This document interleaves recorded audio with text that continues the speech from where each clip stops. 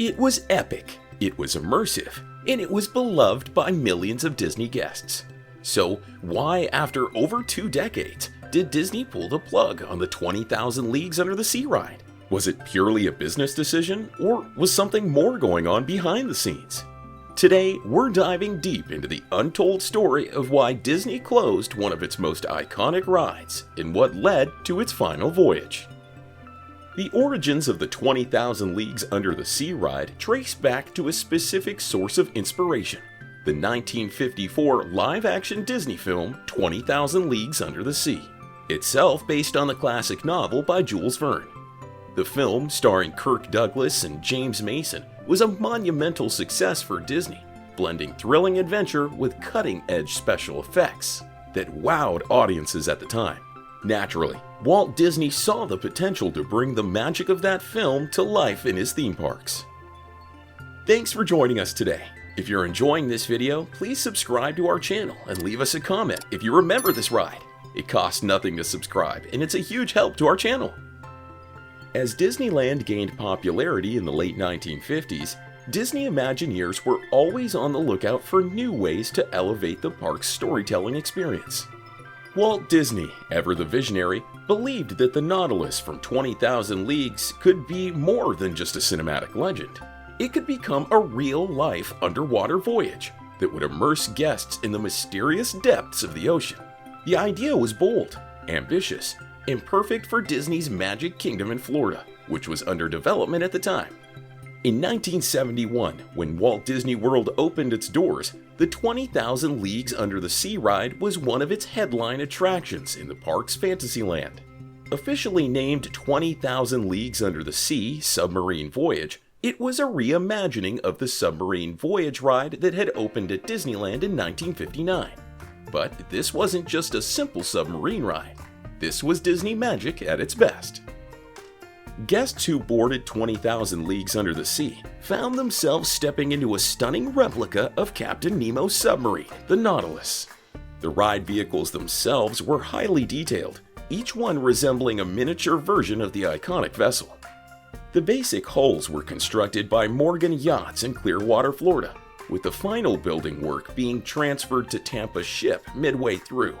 Another veteran Imagineer, Bob Gurr, oversaw the project. Upon delivery at Walt Disney World in August 1971, the vehicles weighed some 40 tons and were installed into a concrete track mounted on top of a mechanism that limited bumping accidents. The interiors were a mix of metal paneling, rivets, and bolts, as well as Victorian-esque fittings in the form of passenger seats that could flip outwards and armrests beneath the portholes, in keeping with the Goff concept.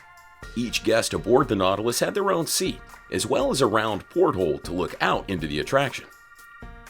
Above the seating area was the sail, as it was known to the employees, where the helmsman stood and controlled the vehicle's operation. The diving effect was produced by bubble machines located throughout the attraction, as well as using the waterfalls at the entrance to the show building. A small button located in the porthole recess was intended for defogging the window if needed, though this rarely worked. Located at the top of the window recess was a small speaker through which Captain Nemo's voice was voiced by veteran actor Peter Renaday, doing an impression of James Mason as he guides his guests through their underwater adventure. Each of the 12 vehicles accommodated a total of 40 riders. Vehicles normally cycled through the attraction in packs of 3. Now, as the Nautilus submerged, it embarked on a winding tour of various underwater scenes, from colorful coral reefs teeming with fish to the eerie remains of sunken ships. The ride even included encounters with mythical sea creatures, including a giant squid that looked like it swam straight out of the Jules Verne novel. This wasn't just an ordinary underwater tour. The storytelling was rich, with the narration guiding you through Captain Nemo's world, complete with his musings on the beauty and danger of the deep. But perhaps the most iconic scene in the ride was the climactic battle with the giant squid, a clear nod to the movie's unforgettable scene. The ride was an immersive journey that balanced Disney's signature charm with an edge of suspense and mystery. Despite the illusion that you were deep beneath the ocean, the ride never actually submerged. The clever use of forced perspective and bubbling water made it seem like the Nautilus was diving, but in reality, the submarines were just a few feet below the water surface. Isn't that interesting? It was a testament to Disney's mastery of immersive experiences. At its heart, 20,000 Leagues Under the Sea was created to capture the spirit of adventure and discovery that had defined the original novel and film. Walt Disney was fascinated by the idea of exploring the unknown, and the oceans provided the perfect frontier. The ride was meant to spark guests' imaginations, taking them on a journey to places they'd never be able to experience in real life. In the early 1970s, underwater exploration was still a relatively new and exciting field. Disney wanted guests to feel like pioneers, diving into the mysteries of the deep with Captain Nemo as their guide. The ride was one of the most expensive attractions Disney had ever built at the time. The detailed submarines, massive sets, and intricate underwater scenes required a significant investment. Some estimates suggest that it cost around $20 million to construct, an astronomical sum in the early 70s.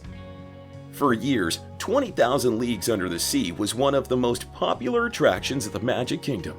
Families lined up for hours to board the Nautilus and experience the underwater adventure firsthand. The ride became synonymous with the park's Fantasyland and was beloved by guests for its detailed sets, immersive storytelling, and captivating special effects. Disney was constantly improving and maintaining the ride to ensure it stayed as impressive as possible. Special attention was given to the animatronics, the lighting, and the soundtrack, all key elements in creating the ride's unique atmosphere. For a time, 20,000 Leagues was a shining example of what made Disney theme parks so magical. But as the years went on, cracks began to form in the ride's success, both literally and figuratively. The first signs of trouble came in the form of technical difficulties. The submarines were prone to breakdowns, which led to frequent closures and costly repairs. Maintaining the ride's underwater environment, animatronics, and detailed sets was no easy task, and over time, it became more expansive and complicated to keep the attraction running smoothly. One of the most notorious breakdowns involved the giant squid animatronic. On several occasions, the squid's tentacles would stop moving mid-ride, leaving guests staring at a very stationary sea monster. While Disney's maintenance team worked tirelessly to fix these issues, they became more frequent as the ride aged. The 1990s brought significant changes to the Disney parks, both in terms of audience expectations and financial realities. Disney was no longer just competing with other theme parks. It was also competing with emerging entertainment options like video games and virtual reality. Guests were looking for faster, more thrilling experiences, and rides like 20,000 Leagues began to feel outdated in comparison to newer attractions like Space Mountain and Splash Mountain. The final blow came in 1994 when Disney announced that 20,000 Leagues Under the Sea would be temporarily closed for maintenance. Many fans assumed this meant the ride would eventually reopen after some much-needed repairs. But as time went on, it became clear that the closure was not temporary at all. So why did Disney ultimately decide to close one of its most iconic rides? The answer lies in a combination of factors. The major problem was the cost of maintenance costs. The submarines and underwater animatronics required constant upkeep, and as the ride aged, these costs only increased. Disney executives were faced with a difficult decision: continue investing in an aging attraction or allocate resources to new, cutting-edge experiences that would attract a fresher generation of visitors. Second was the dwindling demand of guests. By the mid-90s, guests were looking for more thrilling, fast-paced attractions. 20,000 Leagues was seen as slow and outdated compared to newer rides, and so the participation of the ride was constantly decreasing. Another issue was its accessibility. The submarines were not designed with accessibility in mind.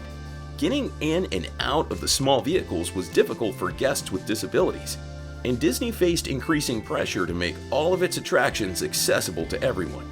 Finally, as Disney continually expanded, it underwent transformations, and the space occupied by the 20,000 Leagues ride was prime real estate for new attractions. Disney saw an opportunity to reimagine the area and create something fresh.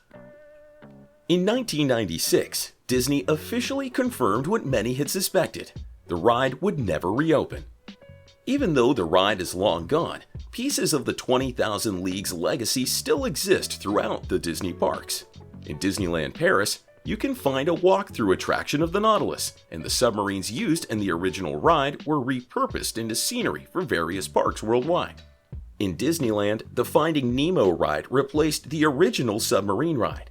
In the Magic Kingdom, the exterior to the Little Mermaid ride contains a silhouette of the Nautilus in a rock wall, and the Tiki Bar Trader Sam's Grog Grotto at Disney's Polynesian Village Resort serves a cocktail called the Nautilus, which itself is served in a stylized drinking vessel resembling the submarine.